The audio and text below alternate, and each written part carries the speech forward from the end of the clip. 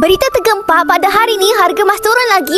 Semalam tuan-puan harga emas turun daripada RM607 kepada RM597. Dan hari ni tuan-puan harga emas turun lagi daripada RM597 kepada RM587 untuk 1 gram. Jadi tuan-puan, jika dibandingkan dengan highest price RM647, hari ni tuan-puan bermaksud tuan-puan jimat sebanyak RM60. Jadi ini adalah peluang mahal untuk kita tambah simpanan emas kita. Dan disebabkan harga emas turun hari ni lah tuan-puan, penyimpanan emas saya pagi-pagi lagi dah update dekat saya, dah top up 3 gram emas dalam akaun, menjadikan sekarang ni beliau berjaya saving sebanyak 23 gram emas. Begitu juga ada seorang penyimpan emas saya ni yang masih student, dah berjaya ada 7 gram emas dalam akaun. Jadi saya nak ucapkan tahniah kepada penyimpan emas yang sempat top up emas malam. Ada yang tambah RM100, ada yang tambah 1 gram emas.